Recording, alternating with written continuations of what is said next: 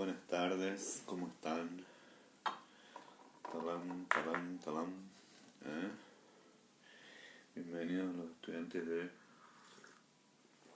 Psicología de la Adultez y la Senectud. ¿Cómo les va? ¿Eh? Hola, ¿qué tal? ¿Cómo va? Bueno, me gustaría saber quiénes están. Si hay alguien del otro lado. Ahí veo que son 3. Y en esto vamos a aprovechar para pasar los avisos parroquiales. Hemos recibido con beneplácito, porque la verdad que... Hola Eurídice, tanto tiempo, ¿cómo andás? Desde México. Nada, las sugerencias de ustedes de mantener la promoción indirecta, y la verdad que sí, que la vamos a mantener porque no es algo que se haya alterado, ¿no? Sino que más bien las condiciones de la promoción directa sí son imposibles, entonces esa no la vamos a dar, pero la promoción indirecta sí. Dicho esto, bueno, me parece que habría que decir algunas cositas más. Hoy lamentablemente ha fallecido el papá de Gastón, del profe adjunto. Entonces, bueno, obviamente va a estar él con licencia, así que seguirán el seminario, pero bueno, va a estar una clase del seminario, lo va a dar Flor, que es sobre demencias, la otra sobre, creo que quedaba memoria, los cambios cognitivos lo va a dar César. Y bueno, yo voy a seguir con los teóricos y cubriéndolo, así que nuestro más sentido pésame. Este año ha sido muy duro, también murió el papá de César a principio de año, así que ha sido un año de despedidas. Bueno,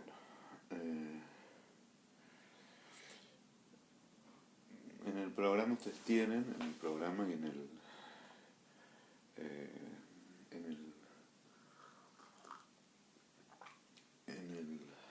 cronograma actualizado que le mandamos, que hoy tendríamos una continuación de la clase de sabiduría. Y en eso nos vamos a abocar. Les decía por qué. Primero, porque estamos dentro de una gran bolilla, de una gran unidad, que es los cambios cognitivos. Y entonces les decía que había cambios cognitivos que tienen un declive, otros cambios cognitivos que tienen un mantenimiento, y otros particularmente que pueden tener un incremento a lo largo de la vida, siempre y cuando no haya trastornos cognitivos patológicos, procesos degenerativos, demencias, problemas vasculares que comprometan el funcionamiento del sistema nervioso central del cerebro. Entonces obviamente va a impactar en el rendimiento. También habíamos dicho que había 3 perspectivas en relación a la sabiduría. Esas 3 perspectivas tenían que ver, por un lado, con las perspectivas organísmicas, digamos, casi que diríamos cómo funciona la sabiduría visto desde la perspectiva de la personalidad y de los atributos que tiene la persona. Otra perspectiva que era estrictamente cognitiva, es decir, cuáles son los mecanismos en el cual, o los procesos y los conocimientos asociados a la resolución de la sabiduría, que en esto estaría la corriente de Baltes, digamos, y otros que tienen que ver con 2 cuestiones, ¿no? La sabiduría como respuesta frente a problemas y la perspectiva culturalista de la sabiduría, ¿no? Vamos a empezar por esto último. Les decía que en la clase anterior que no ha habido cultura que no busque la sabiduría, ¿no? Y no ha habido cultura que no la acumule. Desde los libros de la sabiduría, el último libro del Viejo Testamento, desde el Corán, los libros religiosos, también grandes autores de la literatura, En realidad, ¿cuáles serían esos textos de la sabiduría? Eh, los que hablan sobre los temas centrales, fundamentales de la condición humana y que en realidad, como les decía, están involucrados en dilemas éticos, ¿no? Entonces, bueno, tengo una hija que estudia teatro y no, tengo mi hija, ella estudia teatro, esa sería la segunda es que tengo varias hijas y una estudia teatro. Entonces tiene que leer de Sófocles, Edipo Rey. Bueno, Edipo Rey es una tragedia que se ha sobrevivido todos estos miles de años. ¿eh? Eh, es una tragedia, les decía, que se ha sobrevivido todos estos miles de años porque trata temas que son centrales, ¿no? Uno, el de la identidad, determinar quién es uno, finalmente, ¿no? Pasar de esta cuestión que es tan básica como el saber quién soy. Fíjense que son problemáticas que atraviesan hasta el día de hoy, ¿no? La adopción de niños, que cuando les digo la verdad, que saber quién es, que además la justicia lo ha ido legislando, que a los 18 años tengan acceso a sus expedientes de adopción, a los juicios de adopción, para saber cuál es su origen biológico. Está presente en los crímenes de lesa humanidad, por ejemplo los lamentables que hubo en Argentina, ¿no? Donde había un plan sistemático de rapto y captura de bebés, además de desaparición de personas. Entonces la búsqueda de sí mismo es un problema. Es un problema a lo largo, además, de todo el desarrollo humano. No es que la crisis de la identidad se sella y se define en la adolescencia, sino que es el primer gran paso constitutivo, pero después siempre la pregunta de quiénes somos, ¿no? La otra, que es una tragedia política, porque tiene componentes políticos, tiene componentes vinculados al buen gobierno, la aplicación de una ley, en tanto es una ley moral que es descubrir quién es el asesino del ayo.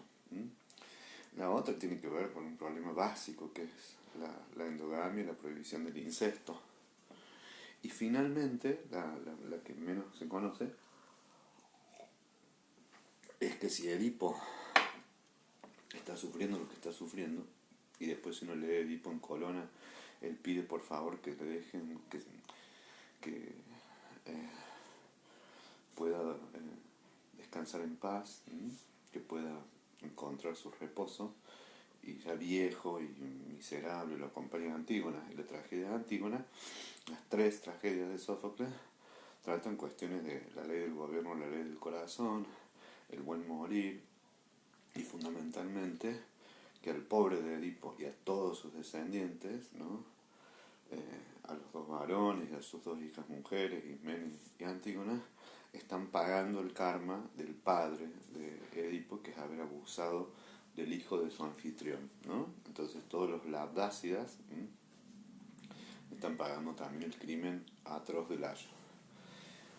Y Shakespeare, por ejemplo, ustedes toman cualquier libro de Shakespeare, entonces hay acumulado ahí en el Renacimiento cuestiones vinculadas a la envidia, a los celos, al acceso al poder, a la importancia de la salida exogámica, de lo bonito que es el descubrimiento de la sexualidad en Sueños de una noche de verano, como les decía, a los celos en Otelo, a la culpa, ¿no? Y finalmente la dificultad de gobernar la propia vida en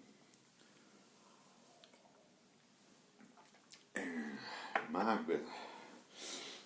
Entonces, en ese sentido, podemos buscar nada, desde el taoísmo, y como dice Eurídice, bueno, es una búsqueda del hilo conductor en cada cultura, y hay mitología propia, digamos, de los pueblos originarios, desde fábulas, que todo el tiempo van equilibrando esto que tiene que ver entre la cognición y el afecto, ¿no? Cómo son interdependientes, ¿no? Y en un punto, hay una teoría también que lo incluye, que es la capacidad de reflexión, ¿no? La capacidad de mirarse a uno mismo. Ahora bien, no son cualquiera los procesos cognitivos que están en juego, son tipos de pensamiento específicos que ayudan o colaboran a el sostenimiento de un tipo de estrategia que permita resolver algunos problemas propios de la sabiduría, ¿no? básicamente son procesos que integran los componentes emocionales, ¿no? Y en eso les diría que, y les voy a mencionar algunas investigaciones, ¿no?, que las tengo acá. ¿En qué tareas entran en la sabiduría a lo largo de la vida? Por ejemplo, en la juventud elegir una carrera. Es básico la sabiduría en eso. Cosa que por algo les cuesta tanto a los chicos jóvenes, porque hay que equilibrar el deseo, la motivación, la trayectoria personal, las competencias propias, las habilidades que uno tiene, la trayectoria familiar, la ambición o visualizarse en un futuro, valores, ¿no?, lo económico, la realización personal. Entonces son tantas las dimensiones que están en juego, y fundamentalmente atarlo a un proyecto de vida, quién uno va queriendo ser, acciones intencionales, que en la elección de una carrera, bueno, uno tiene en juego la sabiduría. Las relaciones íntimas, ¿no?, las relaciones amorosas. En esto, termine o no termine en el matrimonio, no estoy haciendo una apología conyugal, pero sí que uno requiere sabiduría para, en primer momento, establecer una cuestión básica en la sabiduría, que es los procesos de diferenciación yo, no yo, ¿no? Es decir, cuando hay frustraciones, cuando hay enojo, muy probablemente la mayoría de las personas, casi diría que las más necias, ponen todo de la frustración en el otro, ¿no? Esto que yo suelo decir, ¿cómo es posible que la que hasta ayer o el que hasta ayer fue la razón de mi vida hoy sea la persona más odiada, ¿no?, el canalla o la traidora más grande? O sea, creo que no debe ser ni una cosa ni la otra, ni una cosa tan idealizada ni una cosa tan demonizada. ¿Por qué? Porque hay procesos de proyección, de indiferenciación. O sea, pero a lo largo de una vida afectiva o de las relaciones íntimas, esos procesos son más complejos, ¿no? Es decir, cuáles son mis emociones, qué cosas me frustran, qué cosas son interaccionales o relacionales y cuáles son estructurales, ¿no? El otro o la otra es como es y cuáles podrán modificar o no, cómo voy a ajustarme, qué alianzas o qué pactos conscientes e inconscientes están en juego, qué cubre de mí, qué complementa de mí, qué requiere en términos de habilidades prácticas, conversar, qué importancia tiene la sexualidad, la intimidad, el desarrollar un proyecto en común. Es decir, la intimidad, aunque sea una crisis anterior, también requiere de sabiduría para proceder de la manera más cuidadosa y edificante con uno mismo y con la otra persona. Las tareas de cuidado, revisando, ¿no?, esto que son propias de la vida adulta, la elección de un trabajo, las tareas vinculadas a la generatividad, requieren todo el tiempo de sabiduría, ¿no? Cuando pongo un límite, cuando es necesario hacerlo, cuando eso es demasiado severo, cuando el límite de vuelta no tiene que ver con el otro, con la necesidad de educación y de guía de la generación más nueva o con mis propias limitaciones, cuánto en su momento puedo aprender de las generaciones nuevas y cuánto me exige de flexibilidad. De ahí que el ejercicio del amor, el ejercicio del cuidado de los otros es un desafío permanente y que nuestra escuela es ni más ni menos que la vida misma, ¿no? Las mismas experiencias, no solo las que deseo, sino también las que se me imponen, pasan a ser en ese sentido las necesarias para crecer en conocimiento, pero convengamos que el ejercicio de esas funciones pueden ser evitativos, pueden ser dañinos, pueden producir abusos, daños, etcétera, que nada tienen que ver con la sabiduría, sino que estamos invitados a. Cuando decimos estamos invitados a, es que podamos sentir plenamente y razonar con otros, con amigos. Los ejercicios conversacionales favorecen siempre el desarrollo de la sabiduría. Y si hay algo que es propio de la sabiduría, por lo cual no es que debuta o inicia en la vejez, sino que es a lo largo de la adultez, es la asunción de roles sociales complejos, ¿no? Lo que les decía, dirigir una escuela, conducir un grupo, tener a cargo personal, porque hay momentos dificilísimos, ¿no?, de vinculación, desvinculación de personas, administración. Y ni les cuento, ¿no?, el sobrellevar desilusiones, el congeniar, esto que ustedes vieron en el primer cuatrimestre, que es el control primario y el control secundario, es decir, cuando tengo que ajustar mis metas y cuando tengo que hacer un esfuerzo mayúsculo para conseguirlos. Básicamente es percibir el límite de la realidad sin que esto sea ni anular el deseo o los sueños o los anhelos, ¿no? Y en la vejez, una de las tareas básicas es poder procesar las pérdidas. Las pérdidas son frustraciones, son aprendizajes dolorosos y sobre todo la percepción, como le va, licenciada, de la finitud. Porque esto da, así, chum, a un consultorio donde trabajamos, ¿no? Entonces les decía, procesar las desilusiones, ¿no? El enriquecimiento en la vida con los otros, ¿no? En la vida, como les decía, en pareja, en la vida familiar, ¿no? Y básicamente, ¿no? Adaptarse también a los procesos que tienen que ver con el envejecimiento, la jubilación, y cuando digo adaptarse no es sujetarse o someterse pasivamente, sino construir con algo de esto un proceso que también sea desafiante aunque haya pérdidas, ¿no? De ahí que les decía, cómo tolerar las amenazas a la omnipotencia, las enfermedades crónicas, y bueno, de todas las más difíciles, porque verán que en todos hay procesos que son cognitivos y hay procesos que son emocionales, es sobrellevar la muerte, ¿no? La muerte de los seres queridos, la propia percepción de finitud, el regular, como dice Tolkien, el tiempo que nos queda, ¿no? Es decir, qué hacer en el tiempo que nos queda, porque después descubrimos que es el único recurso finito, ¿no? Entonces, sí está claro que nosotros no podemos separar en ningún caso, ¿no?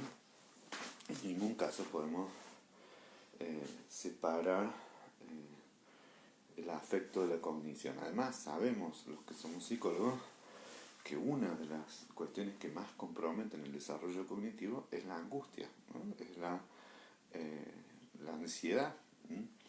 La angustia, la ansiedad, el temor. Entonces, también la regulación emocional incide fuertemente en que podamos pensar claramente. En una crisis, una característica propia de la crisis no solamente es el desborde emocional, sino que también es, y entre otras cosas, el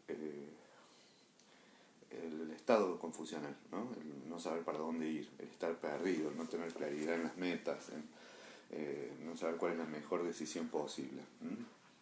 En este sentido,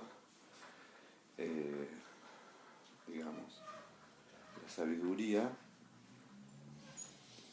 está sujeta a los dos desarrollos, al desarrollo emocional y al desarrollo cognitivo. De ahí que les decía que hay jovencitos, jóvenes que tienen conductas y comportamientos muy sabios, toman muy buenas decisiones y son bastante equilibrados. ¿Entre qué?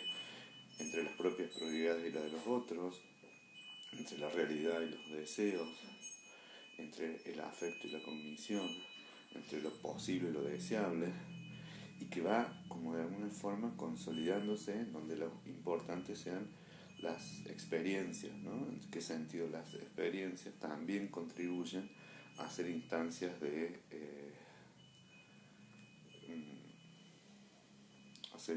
aprendizaje, ¿no?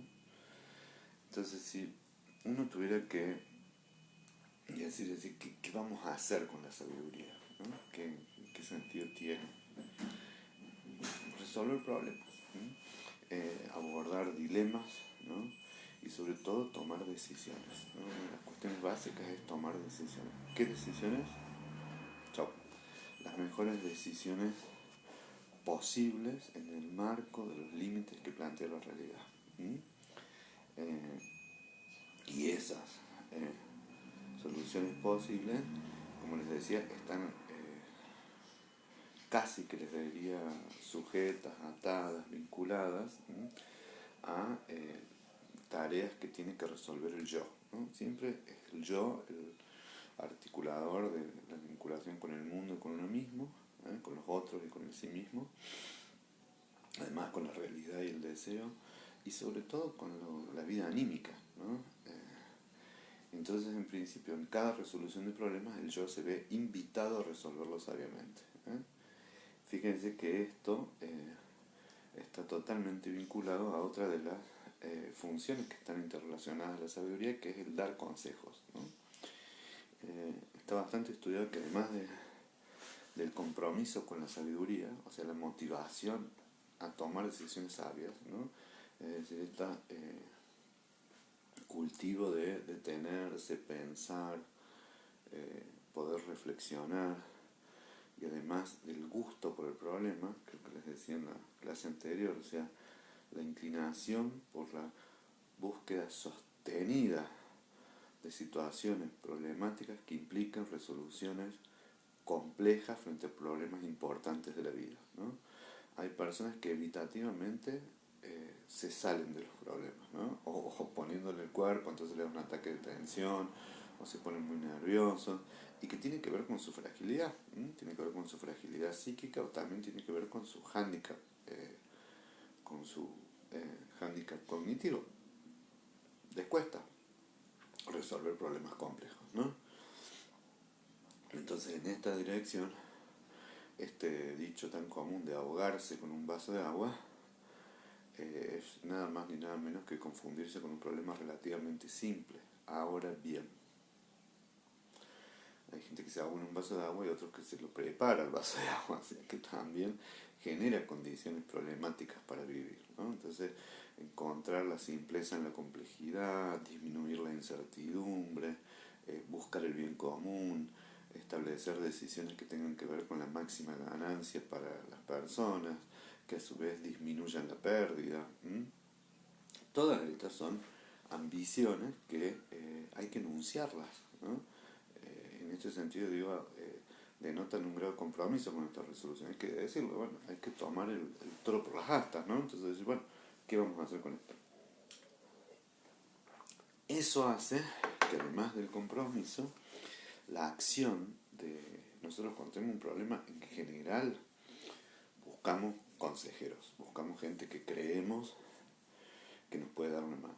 Amigos, bueno, puede ser un psicoterapeuta, pero generalmente gente querida o cercana, y que nosotros le conferimos, y eso hay muchos estudios, la atribución de la sabiduría. ¿Por qué? Porque no somos tontos, porque siempre, Roxy, la ansiedad ataca la memoria, ataca la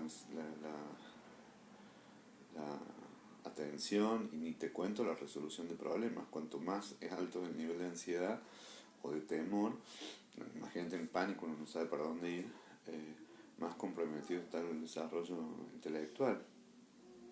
De ahí que vieron que dice, profe, estoy muy nervioso. Bueno, es muy fácil que un profe se dé cuenta cuando el estudiante o la estudiante está nervioso, otras veces cuando lo finge, porque hay reacciones del sistema nervioso autónomo, ¿no? Temblar, la sudoración, quebrarse la voz, la agitación. Y el sistema nervioso tiene componentes motores, tiene componentes perceptivos, componentes autónomos. Entonces, la ansiedad repercute directamente, la función cortical está sujeta a las funciones subcorticales, ¿no? Cuanto más bajo, más cercano al cuello, al bulbo, a la protuberancia, a los núcleos de la base, etcétera, más comprometen nuestras reacciones más atávicas, ¿no? En el sistema límbico, y menos corticales. Entonces, meditar, relajarse, oxigenarse contribuye a que nuestro cerebro, digamos, esté más lúcido, ¿no? Bueno, volviendo a esto, les decía, uno de los componentes que hace el desarrollo de la sabiduría es la motivación, ¿no? Y la otra función es el dar consejos, porque les decía, nosotros no somos tontos a la hora de buscar. Entonces, ¿qué buscamos? Uno de los atributos básicos es personas inteligentes. O sea, buscamos a alguien que en ese momento al menos nos pueda dar una respuesta más compleja o más comprensiva, o que nos ayude a ver o a mirar ese problema, pero además que tenga una habilidad básica, que es que pueda escuchar, que pueda escuchar, o sea, que no sea siempre autorreferencial, ¿no? Los peores consejeros son esos amigos que cuando le cuentan un problema siempre tienen un problema más grave o tienen un problema peor. o inmediatamente se referencian a sí mismos, porque si no, no me está escuchando. Había una autora divina, Françoise Dolto, que decía, bueno, ¿cuánto tiempo ella hizo psicoanálisis? Y dice, hasta que en el momento en que estaba con el paciente, solo pensaba en el paciente, no en mí. No lo comparaba, eso es como un indicador, ¿no? Que yo no esté pensando en la técnica, que yo no esté pensando en las experiencias personales, en los otros, cosa que es común al inicio, pero llega un momento en que tengo que estar absolutamente con el otro, escuchándolo al otro, empatizando con el otro, pudiendo sentir, ¿no? Algo de los, compartir algo de esos sentimientos sin que sea una empatía negativa. Y además de la capacidad de escuchar, ¿eh? Claro, sí, totalmente, sí, todo el tiempo estoy autorreferenciándome a una expresión del narcisismo. Sí, Rosy. Pero además, diciendo un poquito más a esto, la capacidad en esto de dar consejos, de poder devolverle en términos de señalamientos, de preguntas, eh, de explicaciones, de cultivar la perspectiva personal, es decir, yo en tu lugar haría tal cosa, de hacer preguntas, ¿no? Porque esto requiere habilidades comunicacionales, ¿no? Fíjense lo complejo del desarrollo de la sabiduría. Y además la capacidad de síntesis. Hay veces que una persona con un refrán o con un chiste o con una apreciación así nos abre la cabeza, nos libera de la angustia, nos ayuda a pensar.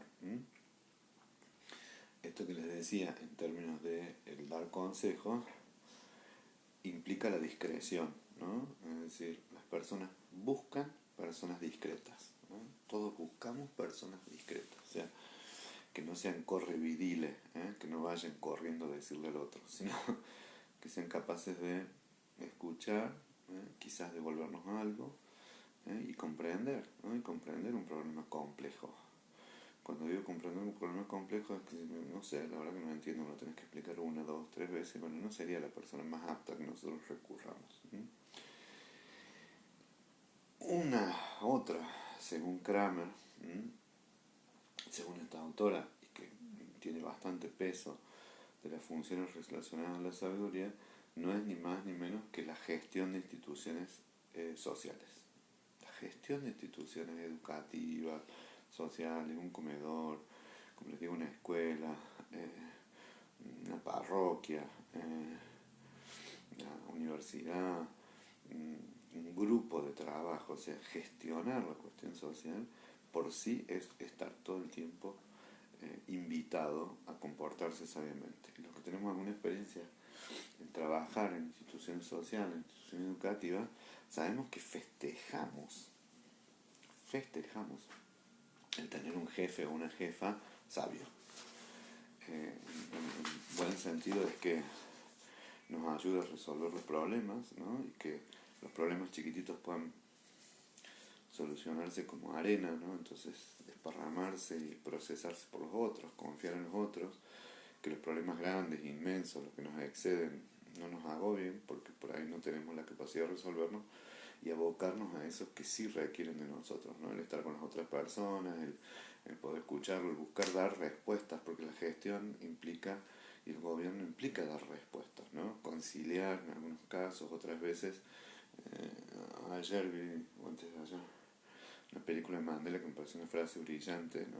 Es una novela, pero en realidad dice, bueno, si ustedes me votaron para que los lidere, ahora los lidero. Ahora en algunas cosas me tienen que seguir. Entonces, en la gestión de las instituciones hay mucho de esta invitación hacia la sabiduría, porque todo el tiempo tengo que trabajar con problemas complejos, ¿no? Y en este punto, acá lo voy a ver desde este punto de vista, la otra son dos funciones que ya no están tan ligadas a los otros, ¿no? Sino que están ligadas a uno mismo, ¿no? Una es la revisión de vida. Y en algunos casos también, para quienes lo cultivan, la introspección espiritual. Son como dos funciones asociadas, porque también un problema relacional con los hijos, con los padres, con el cuidado de las personas mayores, implica que uno se plantee, ¿no? O sea, bueno, me estoy poniendo viejo, estoy viviendo tal cosa, o sea, que haya una revisión de vida hacia dónde quiero ir, ¿no? La crisis de la mitad de la vida es una oportunidad genial para desarrollar la sabiduría, con todo el costo que tiene, con todo el costo que tiene el no desarrollarlo, ¿no? Los parates de la eh, mitad de la vida tienen que ver con la percepción de la muerte, ¿no? O ha muerto un amigo, o percibo que mis viejos están viejos, y entonces tengo que desarrollar un proyecto de vida de acá para adelante, ¿no? Entonces la búsqueda de la introspección tiene que ver necesariamente, absolutamente, con... sí, perfecto. Tiene que ver absolutamente con el desarrollo de la sabiduría, ¿no? Y bueno, como les decía, también la introspección espiritual, ahí va a depender cada uno, eh, eh, va a depender en cada uno eh, cuáles y qué atributos están vinculados a la posibilidad de aprender, ¿no? Hay veces que es más fácil. Nosotros ahora vamos a ver los dos tipos de pensamiento asociado a la sabiduría, el pensamiento relativista y el pensamiento dialéctico. También vamos a ver cuáles son los procesos eh, emocionales. Uno, el básico, es poder hacer consciente lo que es inconsciente, ¿no? Descubrir que a veces que en un enojo detrás de eso hay una gran tristeza, poder descubrir que en algunos frenos hay una liberación, que en algunos momentos el sacarse una exigencia es alguna demanda superyoica o expectativas de otros, o que en algunas cuestiones me comporto compulsivamente, o que en otras trabajo sobre un vacío y no sobre la integridad yoica. Bueno, esos son los procesos que se conocen como de ego-regulación, o como les digo en términos psicoanalíticos, hacer consciente, en términos gestálticos, ¿no? Como darse cuenta, producir insight, ¿no? Pero en todos los casos tiene que ver con que yo desarrolle un mejor juicio, sea más sagaz, ¿sí? Y en algún sentido tenga una mejor comprensión de mí mismo, de los otros y del mundo en general, de la condición humana. Es decir, la sabiduría contribuye a tener una mayor comprensión y lejos está de estar asociada de manera directa a la edad, lo que les decía, es un factor correlacionado, que decía, fíjense, si no esto sería el contrario, ¿no? Que la relación inversa sería que cuanto más joven soy más ignorante, más estúpido, más necio. Bueno, no se da eso, no es una relación lineal. También hay personas viejas que son necias, que se comportan de manera estúpida, ¿no? Son muy ignorantes, que son soberbios, ¿no? Entonces, ¿dónde le encontramos la sabiduría, ¿no? Les decía, en el conocimiento acumulado, en el conocimiento cultural, ¿m? También en las... casi que les diría que... A ver, en el cultivo personal vinculado a la apropiación, ¿no? A la apropiación de todo el bagaje cultural de una sociedad, ¿no? Es decir, no hay manera, no hay forma de que tengamos todas las experiencias posibles para aprender la sabiduría, ¿no? No puedo perder un hijo, vivir la viudez, saber qué es jubilarse, eh, cómo arbitrar problemas entre los hijos, no hay manera, no hay vida que alcance, ¿no? Entonces sí es un tributo vinculado a la sabiduría, ¿sí? Que yo pueda apropiarme de las cuestiones humanas, que pueda aprender por la vida de los otros, ¿no? Que pueda observar y desarrollar un aprendizaje sobre las claves emocionales. Eso lo vincula a la psicología, ¿no? Es decir, quienes estudiamos psicología, en parte eso que dice la gente, que todos vamos a estudiar psicología porque estamos medio chiflados, es cierto. Príncipe en una búsqueda de eso. Más, menos cierto.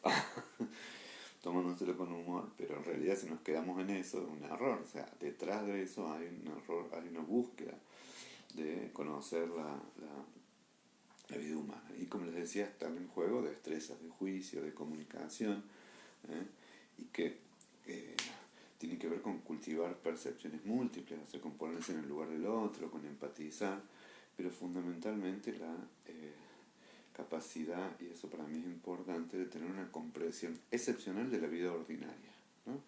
Es decir, saber que uno de los duelos más terribles es perder un hijo, ¿no? Miren,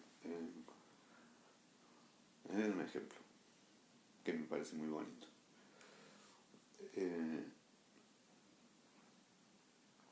Y que está metido en la vida cotidiana, ¿no?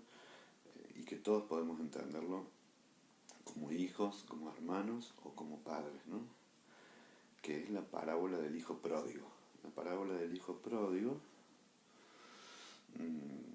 eran dos hermanos, creo, al menos dos, ¿no? De los otros no cuenta nada la parábola, donde un padre generoso reparte las riquezas entre sus hijos, entonces el hijo mayor las cultiva, las hace crecer, se queda respetuosamente al lado del padre, y el hijo más chico es un atorrante, despilfarra la fortuna, se dedica a viajar, se aleja del padre, pierde todo lo que se le dio, en general no hace que eso crezca, y efectivamente parte, dejándole a la familia un gran dolor por lo que perdió, pero además porque se alejó.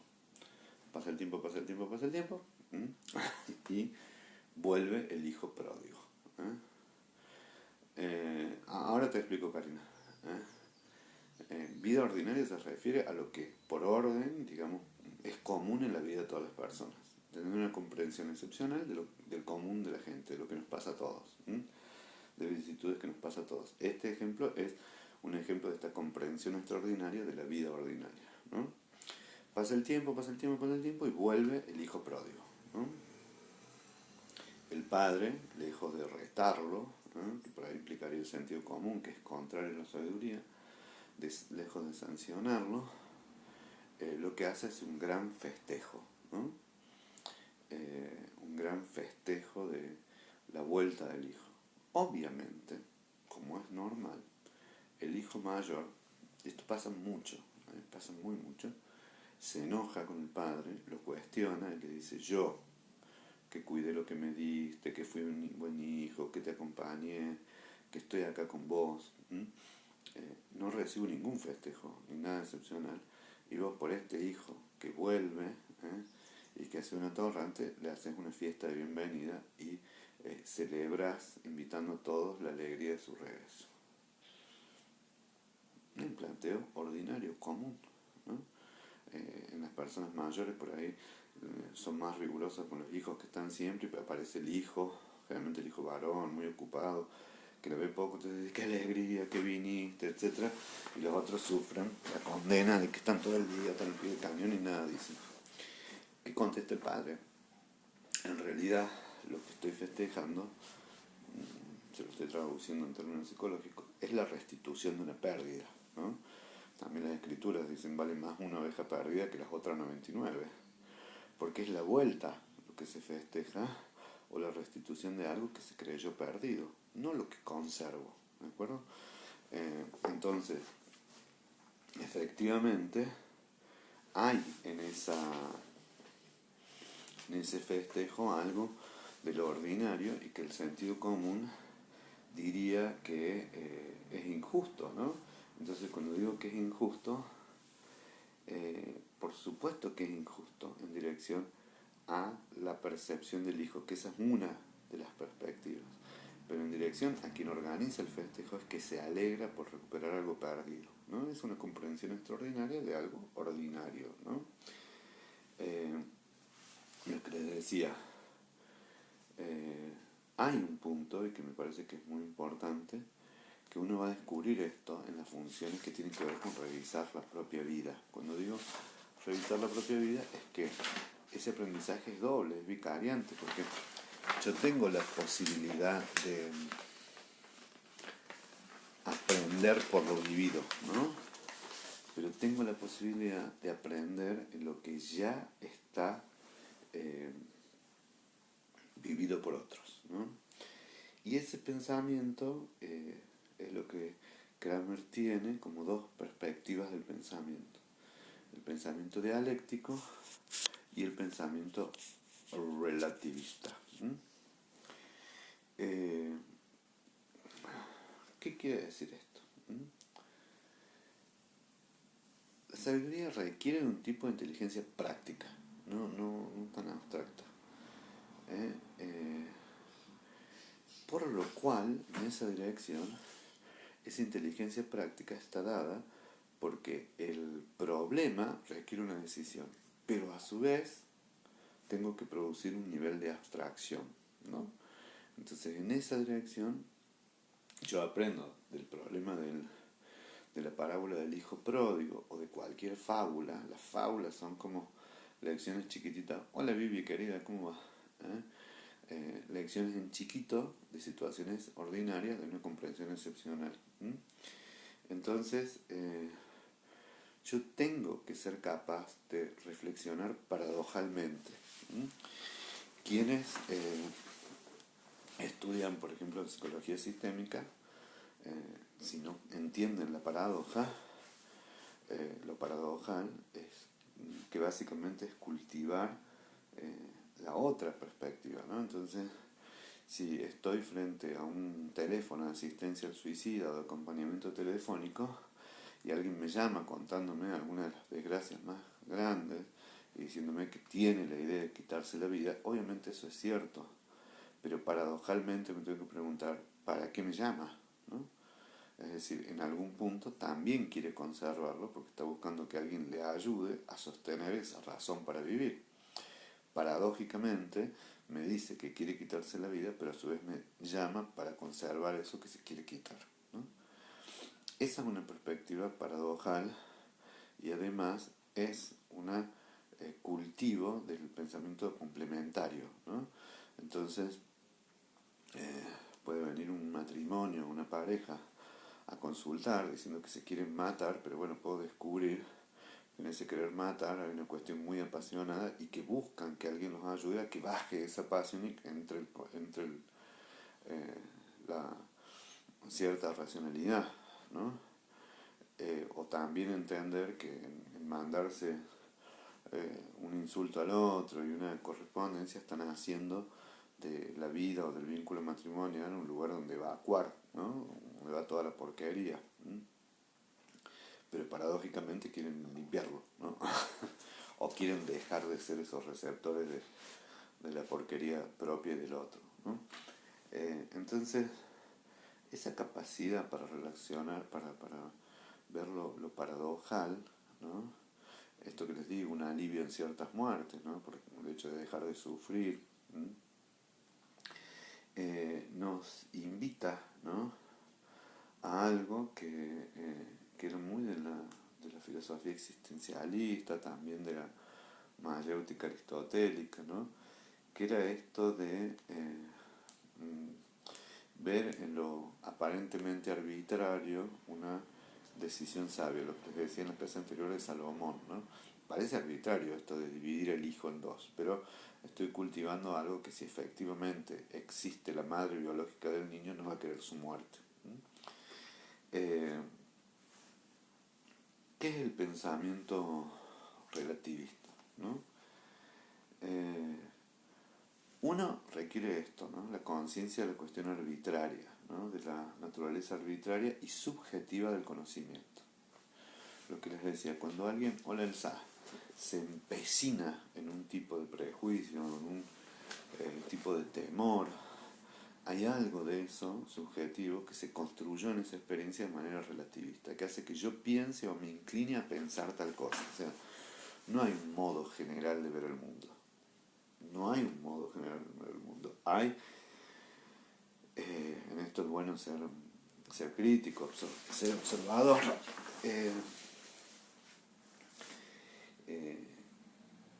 Casi que una construcción permanente, sostenida, de construcción subjetiva de la comprensión del otro y de las cosas. Entonces yo puedo entender esto,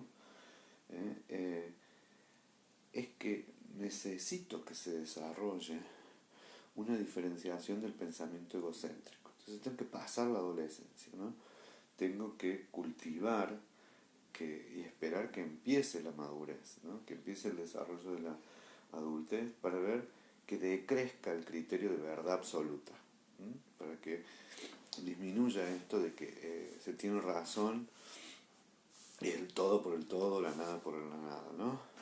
Entonces entender como ciertas adhesiones a ciertos líderes, a ciertas personas, tienen que ver con la vinculación emocional, con la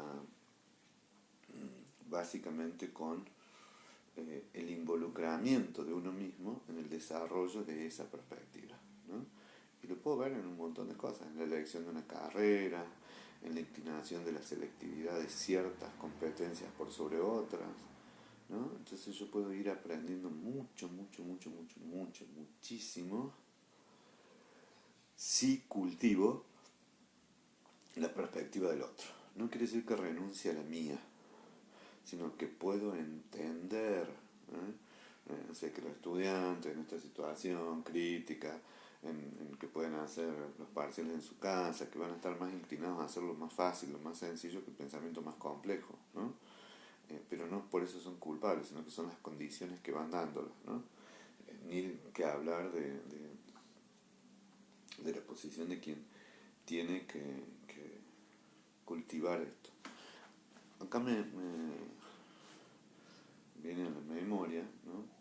Nosotros desarrollamos una investigación en donde comparábamos, bajo el criterio de Stenberg, sujetos que se suponía que cultivaban mucho la subjetividad como psicólogos y psicólogas versus otros orientados al pensamiento científico, abstracto, matemático, lógico, físicos, ¿no? Y otros que estaban más vinculados de manera directa o explícita a la creatividad, que eran artistas, ¿no? Y entonces se les tomaba problemas de sabiduría, varios problemas de sabiduría, los problemas de Waltes, ¿no? Que implican el pensamiento complejo. Ahora tenemos tiempo, vamos a volver a Waltes, que implicaba cuánto conocimiento fáctico tenían, qué posición de relativismo tenían, cómo consideraban el contexto, cómo manejaban la incertidumbre. Y nosotros, por afinidad al gremio, y además por afinidad al gremio, por una definición teórica, esperábamos que los psicólogos fueran los que tuvieran un pensamiento más relativista, pero descubrimos que en otro sentido eran los más dogmáticos, ¿no? Porque se adherían a un marco conceptual y les costaba mucho resolver los problemas de sabiduría sin ponerse en psicólogo o en psicóloga. Entonces decían, yo no tengo que dar consejos, no te estamos pidiendo que resuelvas un problema como psicólogo. Si me viene un amigo, ¿no? Y te plantea esto, ¿qué consejo le darías? Porque los amigos piden consejos, no piden intervenciones clínicas, así como los pacientes piden intervenciones clínicas y no intervenciones de la amistad. Y efectivamente eran los artistas los que cultivaban más la perspectiva múltiple, los que tenían respuestas más complejas, los que tenían respuestas más vinculadas a la posición del otro, ¿no? En algún sentido tienen más libertad de pensamiento. ¿Qué quiere decir tener más libertad de pensamiento? Para mí eso es algo que todos los psicólogos debemos tener, es pensar todo lo posible. Pensar todo lo posible, ¿no? Que el padre es el abusador de su hijo, que efectivamente en una pareja que hay cuestiones tan amorosas es donde se centre la mayor rivalidad, entonces haya que sublimarla o resolverla. Que una pareja que dice que se quiere mucho, son esos miembros de la pareja los que van a sacar la mayor drenaje de odio, ¿no? Del otro. Entonces, si yo pienso todo lo posible, voy a ser más comprensivo con esto. Esto como una breve síntesis del pensamiento relativista de Kramer, pero quien menciona también el relativismo es Waltes, ¿no? Entonces es Waltes que dentro de los 5 criterios asociados a la resolución de problemas importantes pero inciertos de la vida, que esa es su definición de sabiduría, donde se aplica la pragmática de la inteligencia, hay 2 conocimientos centrales, que es el conocimiento fáctico específico, el conocimiento general y también el conocimiento procesal, ¿no? Que está regulado por el relativismo. Pero para Waltes el relativismo tiene 2 vertientes, ¿no? Uno, el relativismo moral, no solamente la perspectiva de cómo construye el conocimiento del otro, sino que hay diferentes posiciones éticas, que es lo primero que nosotros pensamos en términos de relativismo, posiciones valorativas distintas, pero que además hay un relativismo en función de metas, ¿no? No es la misma la meta de desarrollo de la maternidad, por ejemplo. De paso le damos un abrazo a Sofía, Basigalupo, que ahora va a ser mamá de nuevo y tiene 39 años, que la meta que tiene que ver con una chiquilla de 17 o 18 y queda embarazada, ¿no? Es decir, las edades ya marcan en términos de contexto diferentes decisiones, y en alguna de ellas puede buscar la interrupción del embarazo y en otras conservarlo a morir, ¿no? Y hacer todo un tratamiento para conservar esa vida que está dentro de sí, ¿no? ¿Por qué? Porque hay un relativismo de metas, ¿no? Uno podría mantenerse la libertad, la independencia, etcétera, vinculado a qué, a desarrollarse como mujer y más tarde tener un hijo, y en otros casos, aunque Sofía está estudiando psicología, al final de la carrera, etcétera, es más importante, dado que ve y percibe el límite biológico, el desarrollo de la maternidad, ¿no? Entonces, ese relativismo, como les decía, no solo es de pensamientos, no solo es de valores, sino también es de propósitos frente a la vida, ¿no? No es lo mismo la carrera universitaria para una persona de 20 que puede ser para una persona de 50, ¿no? O sea, no está en la meta quizás acercarse a la universidad por un título, sí, quizás para recrear el conocimiento, sí, para recrear vínculos, ¿no? Vamos al otro componente que menciona Kramer, que es el pensamiento dialéctico. Pensamiento dialéctico. El pensamiento dialéctico tiene una premisa básica. El conocimiento es como un todo contradictorio. Vieron que la suma, la gente piensa que la quise con todas mis fuerzas. Bueno, si utilizas de toda su fuerza es nada, porque la suma de todas las fuerzas es igual a cero, ¿no? Pues si todas las fuerzas se oponen es igual a cero. Pero sí, como la suma algebraica, ¿no? Sumas todos los más los menos, entonces si son en igual valor absoluto te va a dar cero. Pero sí es un conjunto de un todo, en el sentido de que contempla las premisas básicas, las oposiciones a esas premisas y la síntesis a esas premisas, ¿no? Entonces, lo que les decía, la teoría dialéctica supone que, y esto para mí es muy importante, implica que uno se cuestiona o que sabe que el conocimiento no es absoluto y no es invariable. Es re fácil darse cuenta, ¿no? Hay personas que dicen, yo nunca he cambiado en la vida. Mira, la verdad que no te enorgullezcas de eso, porque eso es una expresión de la rigidez, ¿no? Otra cosa es ser coherente, ¿no? Es buscar la consistencia. Pero el pensamiento dialéctico lo que tiene es a ordenar las contradicciones, ¿no?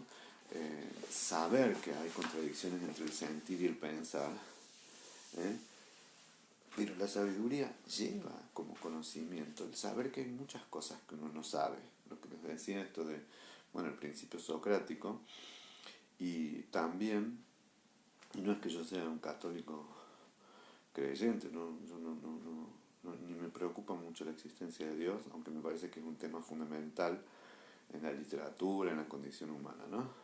Pero lo que les decía, cuando Cristo dice perdónalos porque no saben lo que hacen, es decir, es que crucificarlo a él era un gesto de ignorancia, además de un gesto simbólico, de un lavado de manos, en Poncio Pilatos, una proyección fácil del pueblo, una elección equivocada entre él y Barrabás, ¿no? Perdónanos por su ignorancia. En ese sentido, él reactualiza esto de solo sé que no sé nada, porque en realidad cuanto más conozco, más veo que hay una dimensión oceánica del conocimiento.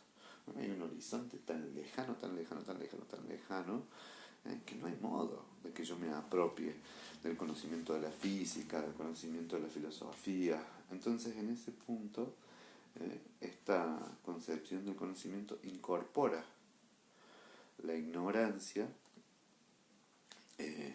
como atributo complementario al conocimiento. que incorpore la ignorancia como atributo complementario del conocimiento, básicamente quiere decir que yo pueda aprender de otros.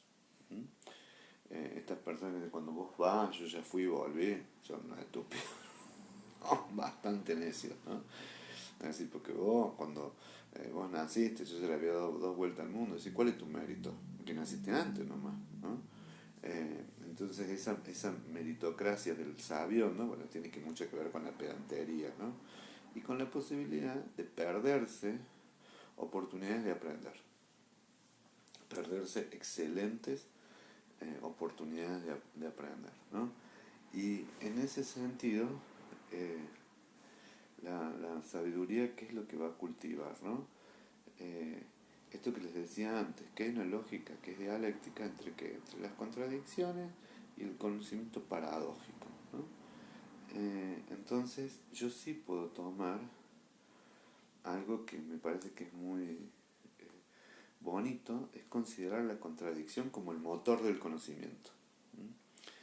Lo contradictorio, los alumnos más rebeldes, por ejemplo, los que plantean un pensamiento distinto, eh, están animando a que el conocimiento sea más amplio. Ayer escuchaba, o antes de ayer, una sobrina que es muy inteligente, que estudia psicología, es muy inteligente y es muy íntegra. Entonces hablaba de una docente que, bueno, particularmente la quiero mucho, tengo aprecio, pero decía, no, tío, no, es una persona que solo ve la meritocracia como el desarrollo del individuo, ¿no? Entonces decía, y hay otros valores que también tienen que ver. Entonces le discutí, ¿no? Y a mí me parece hermosa esa libertad de discutirlo en docente, donde la perspectiva del docente sea algo que no se rige el criterio del conocimiento, el criterio de autoridad. La autoridad y la simetría en términos de conocimiento específico, sí, porque se supone que si yo estoy plantado acá es porque rendí un concurso, porque estudié, porque ya hace 30 años que me recibí, la mierda que estoy viejo. Entonces tengo una simetría respecto de quien recién está ingresando en la carrera, ¿no? Porque tengo más experiencia, porque tengo más estudios. Ahora, en términos del conocimiento, esa simetría es relativa, ¿no? Lo cual no quiere decir que todos seamos igualmente cultos, ¿no? ¿Qué quiere decir esto? Que tengo que apropiarme de la cultura, ¿no? Esto que tengo que buscar de la cultura, qué cosas me dejan mucho aprendizaje, ¿no? Entonces, lo que les decía es considerar la contradicción también implica el reducir la incertidumbre. Porque esto de que solo sé que no sé nada, tampoco es tan cierto. Porque no es que no sé nada, es que tengo una porción del conocimiento que implica una perspectiva del mismo desde mi punto de vista, desde mis experiencias, desde mi aprendizaje, ¿no?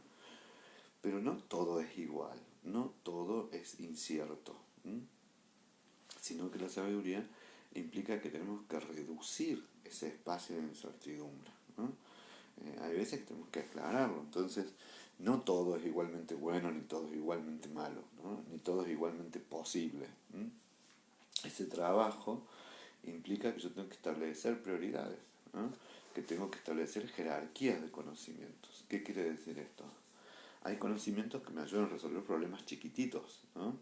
Pero hay otros tipos de conocimientos que son como paraguas, que son teorías más comprensivas del mundo de la vida y que me hacen establecer criterios. Los criterios no ni más ni menos que principios generales en el cual pueden ser utilizados para situaciones específicas, pero que además de que son utilizados para situaciones específicas, fundamentalmente me ayudan a comprender, comparar y jerarquizar, ¿no? En ese sentido, uno podría decirse que si no lo tengo que cultivar pensando con otros, ¿no? Porque eso que dicen que dos cabezas piensan más que uno es absolutamente cierto, ¿no? Si soy capaz de escuchar, si soy capaz de receptar el problema del otro, entonces sí voy a advertir que el pensamiento cooperativo cultiva la contradicción. Si no me pongo en la necesidad de querer sostener solo mi posición o reverberar en un bucle cognitivo, ¿no? O sea, con esto estoy diciendo, o empecinarme solo en una sola manera de ver las cosas. Eh, en este sentido, ¿no? El equilibrio entre el afecto y la cognición, les decía, se logra a través del pensamiento reflexivo. Hay una autora que es Ardelt y también Holiday Chandler, también en algún punto Kramer, ¿no? Eh, hablan que los individuos sabios, las personas, no la respuesta, son empáticos, son personas compasivas, eh, tienen sentido del humor frente a la adversidad. ¿eh? ¿Cómo se cultiva el razonamiento de la contradicción? Cultivando una perspectiva múltiple, escuchando al otro, pudiendo tolerar. No quiere decir siempre que estemos de acuerdo, sino que aprender de la contradicción, ¿no? Aprender que, por ejemplo, no hay nadie más amoroso que una madre en general en la crianza de los hijos, pero también que las funciones maternas son las que invitan al abandono, al abuso, y que en algunas madres producen síntomas muy dolorosos como producirles enfermedades a sus hijos para ser solicitadas, ¿no? O que algunas madres están tan contentas por la autonomía de los hijos como tristes por la pérdida de la dependencia, ¿no? Que de eso se caracteriza, por ejemplo, la crisis del nido vacío o la celebración de que el hijo parta, pero a su vez algo de tristeza porque ya no me necesita, ¿no? La función materna está llena de contradicciones, ¿no? La paterna también, ¿no? Cultivar la contradicción es eso, ¿no? Entender que hay aspectos que pueden convivir y que son ambivalentes, ¿no? Y que son en algún punto contradictorios, ¿no? Y cuando digo contradictorios es que aún así se pueden sostener esos dos puntos, ¿no? Les decía, esta integración, ¿no? Es que además los sujetos sabios que se comportan sabiamente son benévolos, buscan el bien, digamos, y además tienen cierta inclinación permanente por la empatía, ¿no? Entonces yo puedo entender empáticamente que el otro se enoje, aunque esté recibiendo una sanción justa, ¿no? Es decir, porque la recepción de la pérdida es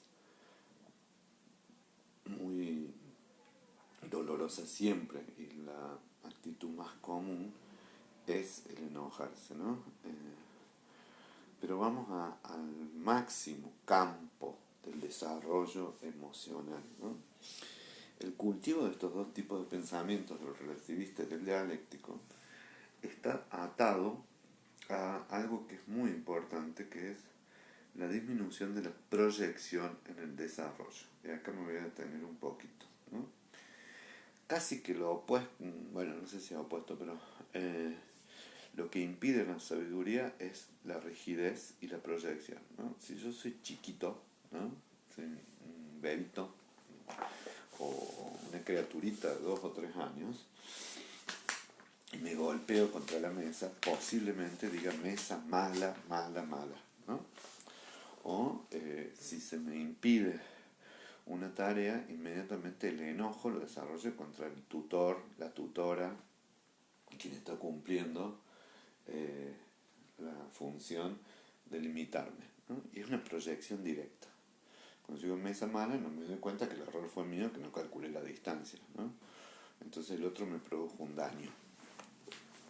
En los pensamientos, en esto que les decía de los despechos por el enamoramiento, hay algo que es común, es que yo culpe al otro por mi frustración. Nada, la expresión de los estudiantes, no conozco estudiantes que digan me aprobaron. Bueno, a veces que dicen sí, me aprobaron de pedo, pero generalmente dicen pasé de pedo o aprobé. Ahora bien, a todos los bochamos los docentes, me bochó, me reprobó. O sea, la frustración de recibir un aplauso está puesta en el otro y el éxito de que nos vaya bien está puesto en nosotros mismos, ¿no? El mecanismo de defensa de la proyección, diríamos que de todos es el mecanismo más necio, ¿eh? Porque nos desvincula de los actos, ¿no? Entonces cansé al otro, tuve torpezas en la convivencia, entonces el otro es el impaciente, o el irascible. ¿Eh? O yo me canso de eso, entonces todo el culpable es el otro, cuando también puede que haya cansancio en mí, ¿no? En términos más poéticos, la proyección está vinculada al pensamiento mágico, ¿no? Eh, que alguien me dé un poder especial. Me gustaría ese poder en un dibujo animado de Merlin. Sí, la espada en la piedra, con una varita mágica Merlin va acomodando toda la cocina, va guardando toda la porquería, entonces todo se lava, todo se ordena, ¿no? Entonces mucho del pensamiento mágico eh, tiene que ver con proyectar inclusive soluciones que sean mágicas, ¿no? Cuando digo soluciones mágicas, eh, nada, que de repente desaparezca el motivo de la angustia, o la angustia, ¿no? Bueno, eso es sanamente infantil y es un momento en la frustración en que nosotros quisiéramos eso. Después nos encontramos frente a la dificultad de esa forma de resolución del problema o a la imposibilidad, ¿no? Porque gran parte de la proyección nos impide, así como la proyección, voy a decir una perogrullada, ¿no? Pero si yo pongo una filmina, miren qué viejo que soy, o un retroproyector a través de la compu, yo sé que lo que proyecta sobre la pantalla no existe, no tiene entidad. Sí es la proyección de la luz que la produce otro, ¿no? Que la produce una lámpara que está lejos, ¿no? E inclusive que la amplifica una lente, ¿no? Enorme. Y que los colores y todo eso no son propios de la pantalla donde se proyecta, sino que la pantalla, como lo dice la prueba del TAT, es una lámina blanca, donde yo pongo ahí lo que me plantea, o lo que quiero, o lo que quiero demostrar, ¿no? Contrariamente, la introyección, que es como un paso previo a la introspección, es que yo tomo los objetos del otro y me los hago propios, ¿no? Eso es los primeros momentos del desarrollo. Desde el seno materno hasta características con las cuales después, por procesos de este tipo, el yo se constituye por identificación. Pero el que traigo hacia mí la introspección es que hago el ejercicio distinto. O sea, de aquello que pasa afuera, soy capaz de reflexionar, desde la producción intencional de incendios hasta las reacciones que se producen en la pandemia o las reacciones irascibles, irracionales de gente que por ahí establece algún tipo de dificultad entre la comprensión de la libertad y la prevención, ¿no? Todos somos libres finalmente de circular, pero hay ciertas restricciones que las pone el Estado para evitar daños mayores. Bueno, no importa, si otros plantean que no. Bueno, comprender eso, o sea, traer ese pensamiento, entender a estas personas, es parte, casi que les diría, un cultivo opuesto a la proyección, ¿no? En este sentido, la proyección es de todo la perturbación más común en el narcisismo. Fíjense que el extremo de la proyección es la paranoia, ¿no? Entonces, si todo el origen de mis males lo tienen otros, ¿no? No hace falta ser paranoico, pero si una persona de 50, 60 años todavía se está quejando de los padres o de la madre, del daño que le hicieron, por eso son como son, entonces tiene una alianza profunda con la proyección y una disociación de las cosas que hizo a lo largo de la vida, ¿no? Aunque hayan sido los peores padres del mundo y hayan producido daños muy jodidos, ¿no? Hasta casi irreparables, pero hay un punto en donde uno tiene una responsabilidad sobre las decisiones que toma, ¿no? Entonces no puede poner todo esto que pasa afuera. Digo, uno puede ponerlo, pero no habla de un razonamiento sabio. Todo lo contrario, lo que está poniendo en juego es un razonamiento muy proyectivo, muy necio, ¿no? Bueno, todos conocen lo que es la identificación proyectiva, ¿no? Es una cuestión... Ay, típica una construcción típica del psicoanálisis, ¿no? Y que básicamente en las relaciones interpersonales, las teorías psicoanalíticas especialmente vinculadas a las relaciones vinculares, bueno, hablan como un desarrollo propio del yo, en donde en términos de identificación proyectiva pongo en la figura en la cual yo me identifico mucho de mí, ¿no? Puede ser un fenómeno común en los líderes políticos, en la adhesión un poco irracional a las estrellas, ¿no? A los famosos, ¿no? Muy típico en la adolescencia, ¿eh? Y básicamente la identificación proyectiva también tiene que ver con la realización en el otro de fantasías que son mías, ¿no? O sea, si yo creo que por votar a un líder con ciertas características voy a terminar como él, rico, no sé qué, me estoy confundido, ¿no? Sino que estoy soñando por sueños ajenos, o al revés, ¿no? Entonces, ¿en qué sentido contribuye negativamente, ¿no? En que la persona como que reprime sus propias emociones, sus deseos, ¿no? Entonces los hace jugar en los otros. Miren, para mí el mejor ejemplo, el más bonito de la identificación proyectiva es lo que se ve cuando somos chiquititos en los teatros de títeres, ¿no? Son tan simples las buenas obras de títeres que lo que tienen que hacer muy bien es que haya un lobo malo, malo, malo, o una bruja mala, mala, mala, y alguna princesita o algún pastorcito que sea la víctima para que produzca una alianza fanática del público, ¿no? Bueno, así es como se sube y se baja a los ídolos, ¿no? A Maradona, se parece que fue Dios y después es el gordo más infame, ¿no? En eso no es Maradona solamente, sino que es lo que pongo yo como fan. Y en esa dirección, en los títeres, ¿vieron? Cuando uno ve a los chicos en los teatros de títeres, es una hermosura, porque es divina la adhesión que tienen con el personaje bueno, ¿no? Un pensamiento maniqueísta, o sea, el bueno tiene que ser bueno, bueno, bueno, bueno, bueno, inocente, siempre sale por la derecha, y le indican que el otro salió por la izquierda, dice, por allá. Entonces él habla, ¿no? Como un tonto, y dice, ¿y dónde se fue? Por acá, ¿no, chicos? ¿Y qué hizo? Por allá. Es decir, es una adhesión fuertísima porque desdoblan, disocian lo bueno y lo malo. Uno se pone en un objeto, otro se pone en el otro. Uno en un títere y otro en el otro, ¿no? Y esa dinámica entre el bien y el mal hace que funcione muy bien esto, ¿no? Miren, el ejemplo más común, más fácil de ausencia de sabiduría es la identificación proyectiva en la vida política, ¿no? Es decir,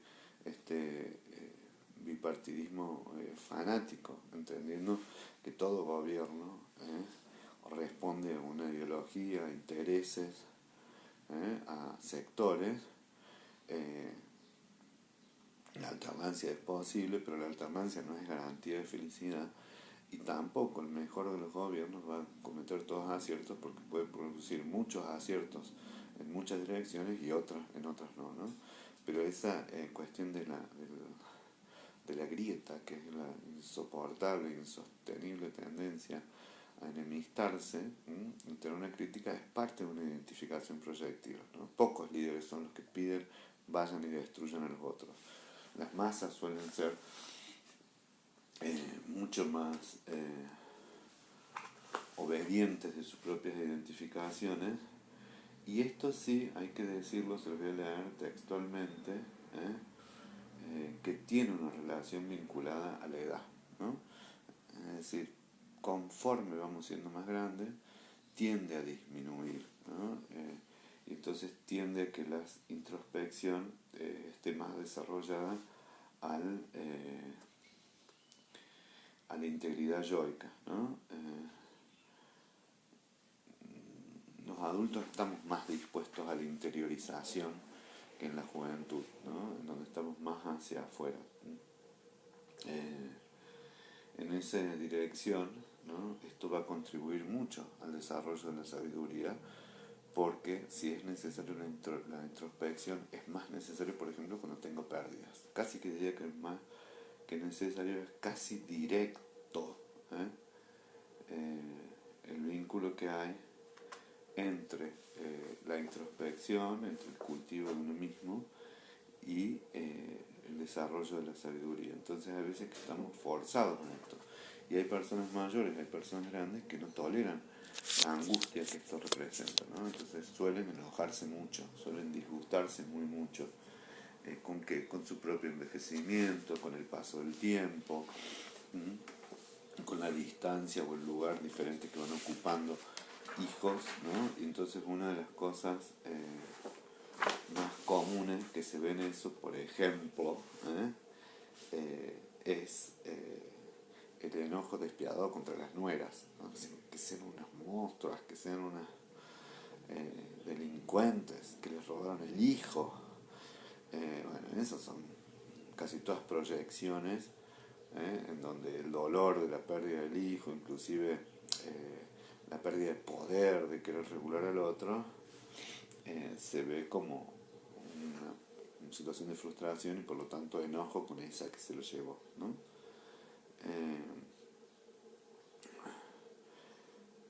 Una de las tareas más importantes es el reconocimiento de la individualidad, ¿no? Es decir, cuando yo puedo hacer la diferencia yo, no yo, ¿no? Esto me pertenece y esto no me pertenece, esto es el orden de la ley de la vida y esto es lo que yo he podido construir, es un proceso que tiende a que cada uno de nosotros hagamos un camino muy reflexivo, ¿no? En esto es casi que la forma directa que se ve es que yo interactúo eficazmente con los otros, ¿no? Porque puedo comprender las motivaciones del otro, puedo entender cuál es el sentido del trabajo en conjunto, cuáles son mis propios límites, ¿no? Entonces tengo mayor comprensión de las relaciones interpersonales porque diferencio más y mejor lo mío del otro, ¿no? Lo otro es la despolarización del pensamiento, ¿no? Es contribuir a la flexibilización, a la disminución de la rigidez, ¿no? Así no es blanco o negro, ¿no? Es verdad que la gente dice, o es blanco o es negro. No. El voto puede decir sí o no. O a veces me puedo abstener, ¿no? Eh, por positivo o por negativo, porque finalmente tengo que tomar una decisión. Pero también tengo que ver que hay veces que hay problemas que implican diferentes decisiones en diferentes momentos, ¿no? Diferentes posiciones. Entonces el todo o nada, el blanco o negro, muchas veces es la respuesta de esto de Boca River, de tal o cual, porque no se toleran y no se pueden desarrollar estrategias más cooperativas, estrategias más flexibles y sobre todo es muy difícil reconocer el cambio y la evolución. Creo que una de las cosas más difíciles en el desarrollo humano es reconocer el propio cambio, ¿no? El propio cambio el cambio de época, ¿no? Los cambios históricos, los cambios en relación a la propia edad, y en esa comprensión del cambio es donde más se pone en juego nuestra flexibilidad, ¿no? Una de las cuestiones que a mí me parece que es interesante es que uno puede ver el propio cambio en las relaciones que tienen que ver con la intimidad. ¿Qué busca uno en una relación íntima a los 20 años? Es totalmente distinto a lo que uno busca a los 50, a lo que uno busca a los 70, ¿no? Entonces, desde compañía, interacción sexual, desde compartir un proyecto, ¿por qué? Porque eso no es ni más ni menos que un registro de mi propio cambio, del cambio de mis propias necesidades y del cambio de mi propio deseo, ¿no? Entonces, conocer esa flexibilidad y hablar de ella me parece que es muy sano y es muy positivo y da mucha cuenta de lo que es la sabiduría. Concluyendo, la percepción del cambio, el cultivo de la flexibilidad y de la reflexión van definitivamente en contra del cultivo de la proyección, que es lo que nos pone o delata una posición más necia de parte nuestra, ¿no? Y lo otro, que complementariamente a ese cultivo de la diferenciación yo-no yo, está acompañado de un desarrollo óptimo del pensamiento relativista y también de no solamente cultivar las posiciones de los otros, sino también de tolerar las paradojas, las contradicciones, entonces desarrollar una dialéctica en el modo de pensar los problemas, ¿no? Bueno, lo que hemos desarrollado hoy, casi todo, es un artículo que ustedes tienen de Kramer, que es brillante ese artículo, por supuesto que mucho más brillante que, excepcionalmente brillante que la clase que yo les puedo dar, así que les aconsejo que lo lean porque uno aprende muy mucho, ¿no? Yo todas las veces que preparo la clase leo de vuelta ese artículo y me doy cuenta de cosas nuevas. Bueno, un fuerte abrazo a Gastón, a quien queremos mucho, está en un momento muy doloroso, y a todos que tengan una linda semana, y nos vemos. Suerte.